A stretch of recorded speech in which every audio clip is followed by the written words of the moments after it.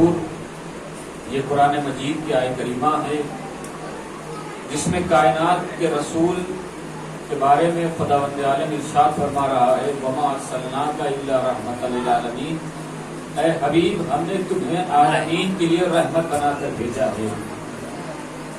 اے میرے رسول میں نے تمہیں عالمین کے لیے رحمت بنا کر بھیجا ہے۔ عزیزو غور کرنے کی بات یہ ہے کہ جس رسول کو اللہ نے رحمت للعالمین بنایا ہے اس رسول کا کیسا مزاج ہونا چاہیے، اس کا اخلاق کیسا ہونا چاہیے، جو رحمت بن کر آیا ہو وہ کیسا ہونا چاہیے۔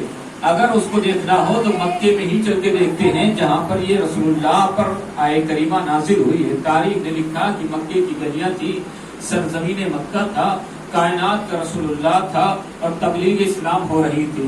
اللہ کے پیغام کو لوگوں تک پہنچایا جا رہا تھا، وحدانیت کے پیغام کو لوگوں تک پہنچایا جا رہا تھا، لیکن تاریخ نے ایک واقعے کو نقل کیا، عجیب واقعہ لکھتی ہے کہ کائنات کا رسول ایک راستے سے بارہا جایا کرتا تھا، ہمیشہ اس راستے سے جایا کرتا تھا، لیکن ظلم کتنے ہوتے تھے، ظلم اتنے ہوتے تھے جن کا شمار کرنا مشکل ہے۔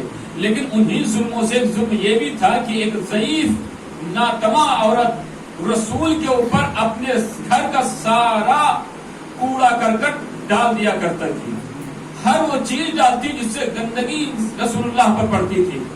ٹھیک ہے رسول اللہ جاتے رہتے تھے اور وہ ڈالتی تھی، تاریخ لکھتی کائنات کا رسول گھر واپس آتا، اپنے لباس کو بدلتا، پھر تبلیغ اسلام کے لیے نکل جاتا۔ کچھ نہیں کہہ رہا ہے کہ ضعیفہ تو کیوں کر رہی ہے، میں تو راستے سے جا رہا ہوں، تجھے کیا پریشانی ہے، میں نے کون تجھ پر ظلم کر دیا، میں تو اپنا کام کر رہا ہوں، کچھ نہیں کہا۔ وہ ظلم پہ ظلم کرتی رہی اور یہ برداشت کرتے رہے، اسے کہتے ہیں رحمت للعالمین۔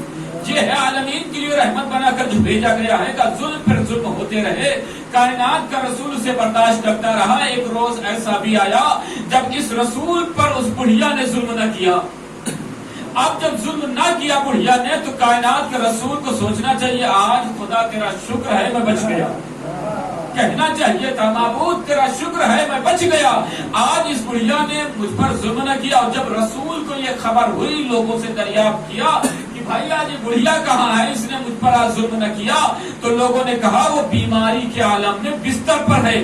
تو رسول کو کہنا چاہیے معبود تیرا شکر ہے ظلم کرنے والے پر تو نے اچھا انجام دیا ہے، اس بڑھیا کو بیمار کر دیا، اب تو اتنا اور کر دے، اس دنیا کو اٹھا دے، اس دنیا سے اٹھا ہی لے اسے۔ یہ رسول اللہ کو کہنا چاہیے تھا، لیکن رحمت للعالمین ہے تو کیسا ہونا چاہیے، کیسا ہونا چاہیے۔ تاریخ نے لکھا کہ اس ضعیفہ کے بارے میں جب کائنات کے رسول نے سنا کہ وہ بیماری کے عالم میں بستر پر ہے تو کائنات کا رسول چلا کہاں، اس کی عیادت کے لیے اس کے دروازے پر آیا، ایک مرتبہ دخت الباب کیا، بڑھیا نے کہا کون، کہا محمد ابن عبداللہ، نام محمد کا سننا تھا، غیظ و غضب میں آ گئی، دروازے کھولا، کہا اے محمد اب آئے ہو۔ جب میں بستر پر آ گئی تب آتے مقابلہ کرنے کے لیے جب میں ٹھیک تھی، لیکن کائنات کے رسول نے اس سے عجب جملے کہے ہیں، عجب جملے کہے ہیں، کہا میں تجھ پر ظلم کرنے نہیں تیری عیادت کے لیے آیا ہوں، تجھے دیکھنے کے لیے آیا ہوں۔ لیجیے کائنات میں فرق سمجھ میں آیا اس بڑھیا کے ذریعے سے۔ بڑھیا اپنے جیسا سمجھتی رہی، ظلم کرتی رہی، لیکن کائنات کے رسول نے کہا میں عیادت کے لیے آئی، میں تجھے دیکھنے کے لیے آئی ہوں۔ لیجیے جیسے رسول اللہ نے کہا میں تجھے دیکھنے کے لیے آیا ہوں، فوراً بڑھیا نے کہا کہ آپ مجھے مسلمان بنا دیجئے، آپ مجھے اپنا بنا لیجئے، آپ مجھے کلمہ پڑھا دیجئے۔ کب بڑھیا سے جب رسول اللہ نے یہ بات کہی، لیجیے ایک بات اور سامنے آ گئی کہ کائنات کے رسول نے جب بڑھیا سے گفتگو کی تو بڑھیا کافر تھی، لیکن چند منٹوں کے اندر وہ مسلمان ہونے پر راضی ہو گئی۔ کیوں کا؟ اس لیے کہ بڑھیا جب تک اپنے جیسا سمجھتی رہی کافر تھی، جیسے رسول کو رسول سمجھنے لگی مسلمان ہو گئی۔ ایک سلامات پڑھیے محمد وعلی محمد۔ یہ ہے رحمت للعالمین، ایسا اخلاق تھا جو اسلام ہمارے سامنے آیا، لیکن جس اسلام کو پھیلانے کے لیے رسول اللہ نے اتنی مشقتیں اٹھائی، اتنی زحمتیں برداشت کی، اسی اسلام کو مٹانے کی کوشش کی گئی۔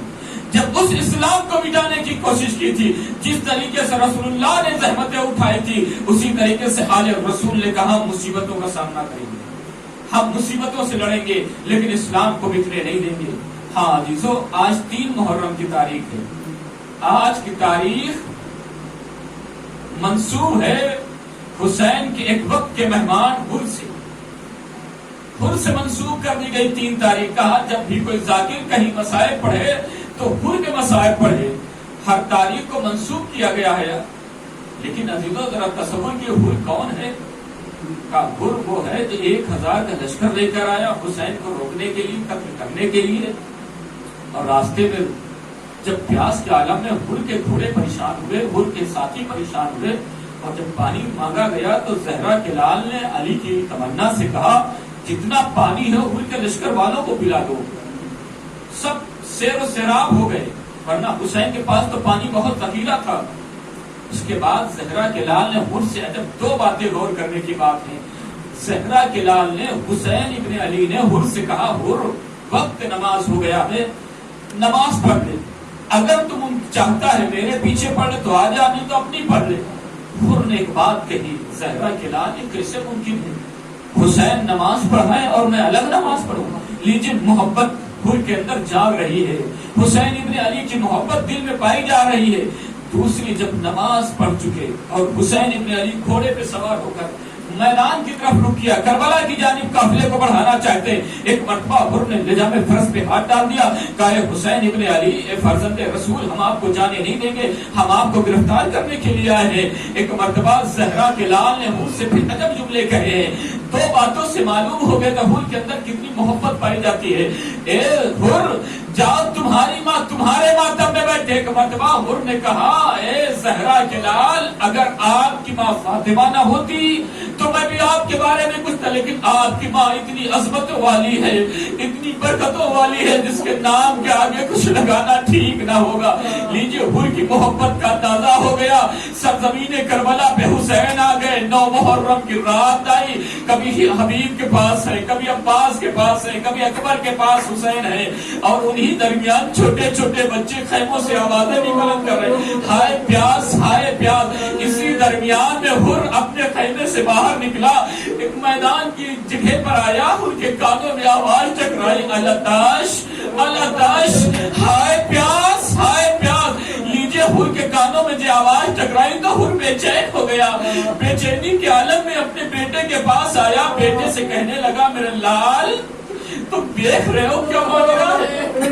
بابا کیا ہوا؟ کیا میرے لال میں اپنی کانوں سے الاتش الاتش کی آوازیں سن رہا ہوں. اے میرے لال میں سوچ رہا ہوں انہیں چھوڑ کر زہرا کے لال کی جانب چلوں.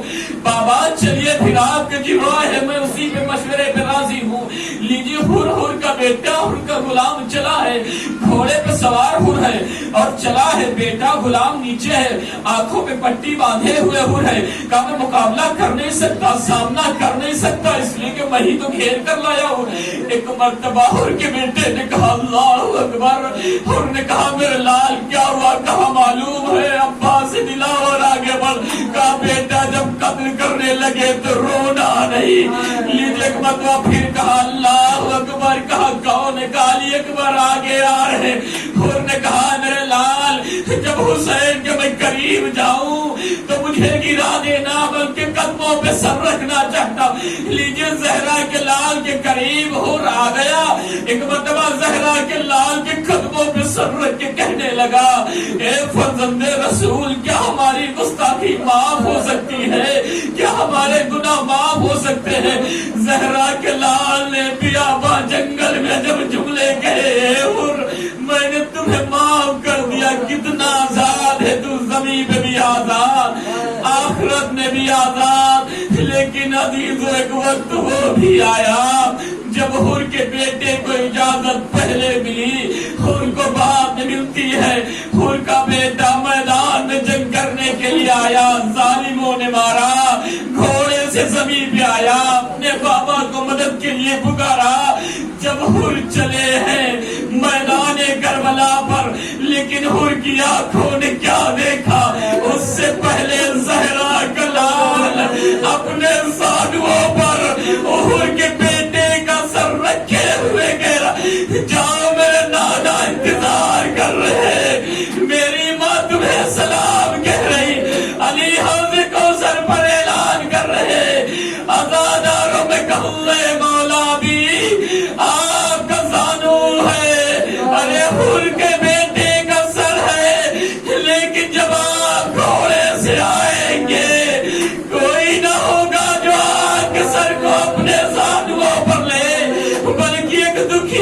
کی ماں ہوگی آپ کا سر